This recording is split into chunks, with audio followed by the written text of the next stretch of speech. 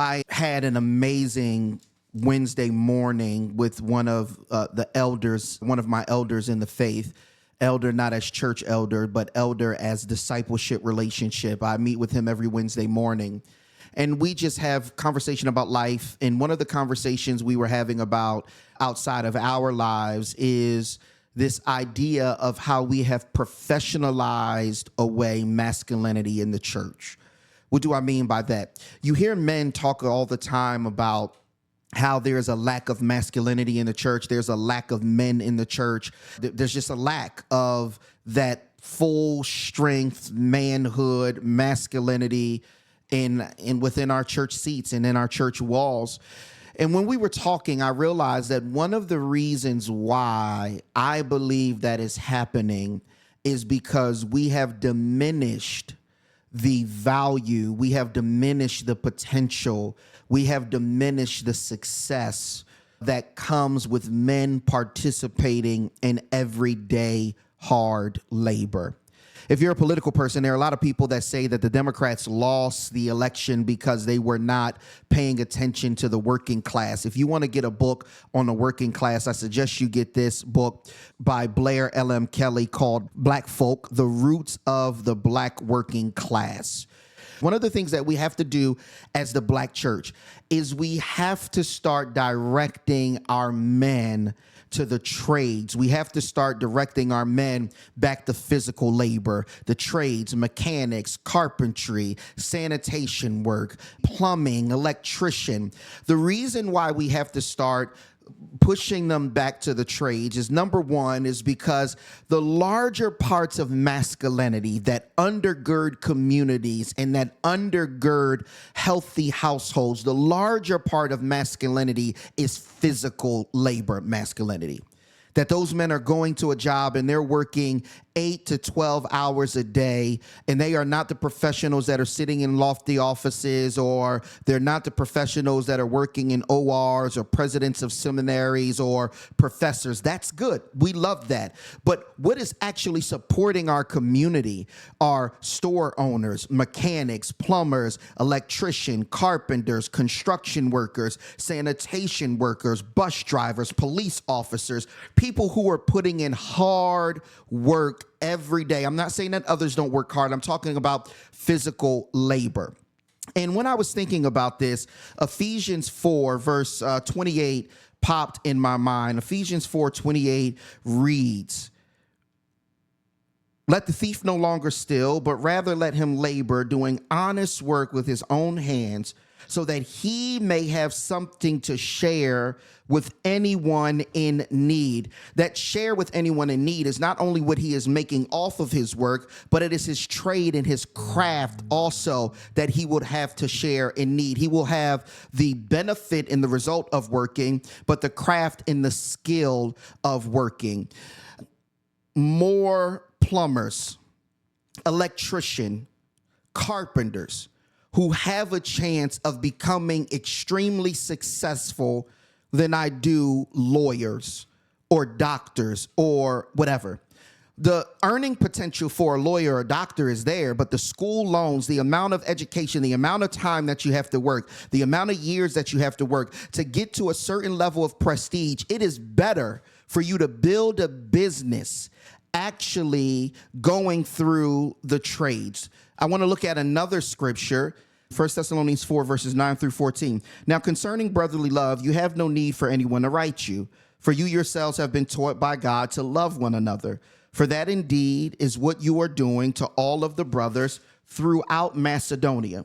But we urge you, brothers, to do this more and more." Watch this. That's love each other more, brotherly love. Verse 11, "And to aspire to live quietly, and to mind your own affairs, and to work with your hands as we instructed you, so that you may walk properly before outsiders and be dependent on no one." This idea of work with your hands is not only the idea of physical labor, but it is telling us that until your ideas are actually lived out in your hands, it is not work. Until you actually execute and push something, it is not work. The idea in the head, the motivation of the heart, has to make its way to actually doing something with your hands for it to become work. Now, this idea of working with your own hands is not only us talking about the physical labor and how we execute of work, it is also talking about us mastering something. The way that we should lay out occupations before our children, before our teenagers, before our young adults, before our career professionals, the way that we should lay out occupations is asking them, what is it that God has created you for that you can get skill-wise, that you will love putting your hands to, that you can master? When you are a sanitation worker, can you master how to pick up trash in your neighborhood in a very efficient manner, not leaving anything behind? How do you pick out the route? How do you do this? How you do this? When you are a plumber, can you master how to fix someone's toilet or sink in a manner where all they have to do is maintenance and then they can't keep up? Can you master creating a piece or making something better that you actually can patent that part? Can you master making house calls in a manner where you can fit 8 house calls in a day rather than 6? Working with your hands is about doing the physical labor, but also mastering.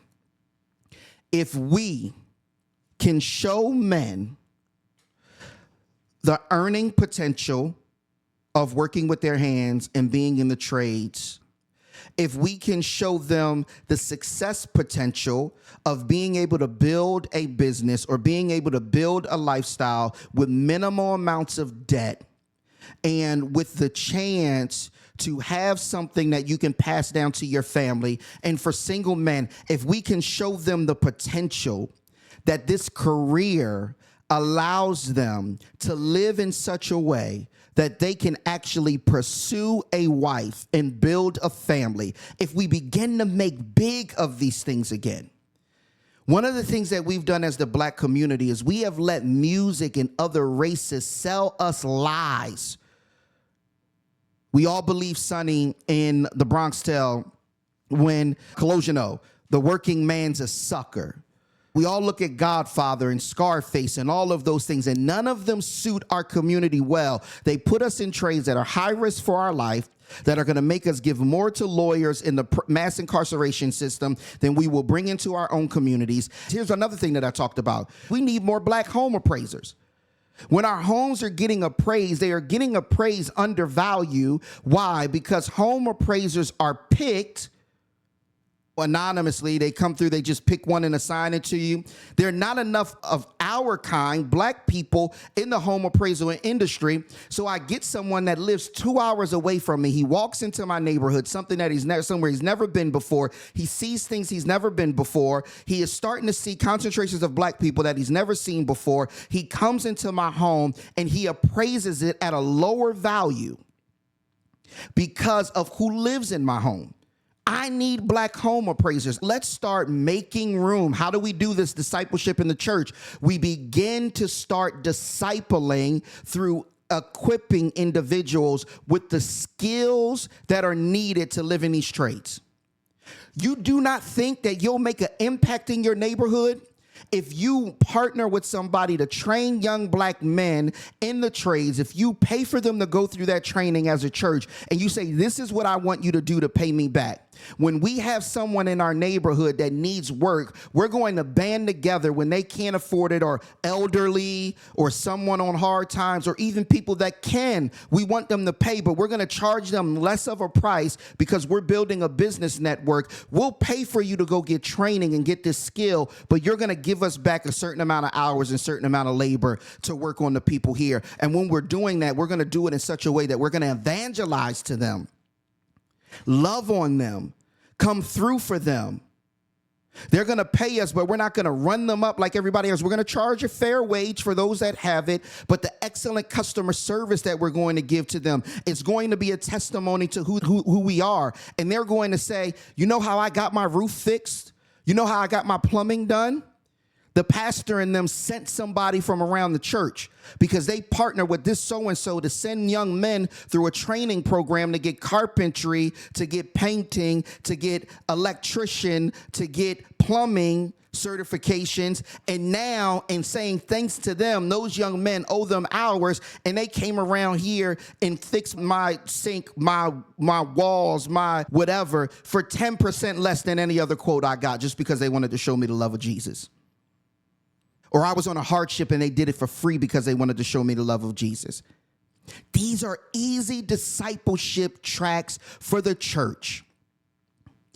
Young men are on social media killing one another because Paul says in 1 Thessalonians 4:11, we need to aspire to live quietly, to mind our own affairs. There's a lot that I don't have time to do because I'm working. And to work with your hands, work in execution consistently with practice over and over again creates mastery. And we instructed you so that you may walk properly before outsiders and be dependent on no one. You don't have to be on welfare. You don't have to borrow this. You don't have to borrow that. We're going to teach you a trade and a skill. It's not that we're making small of that, or we're saying that is for a time for you to get on your feet. So if you are happen to receiving welfare right now because you need it, come around here. Send the men in your family around here. We got plumber classes going on. We're going to pay for it out of the budget that we're getting from tithes. Your grandmother's tithing here. We're going to pay not to keep a big building open one day a week and close the other 6 days where nobody is there because everybody's working from home. So the only time we use it is on Sunday. No, we're actually going to pay for you to come and get trained so you can give back and have something to give to someone in need, Ephesians 4, and that you can walk properly before outsiders and be dependent on no one. It's right in front of our eyes. But we have to believe Ephesians 4:11 that we are going to equip the saints for the work of ministry so we can get to Ephesians 4:28. Let the thief no longer steal, but rather let him labor, doing honest work with his own hands, so that he may have something to share with anyone in need.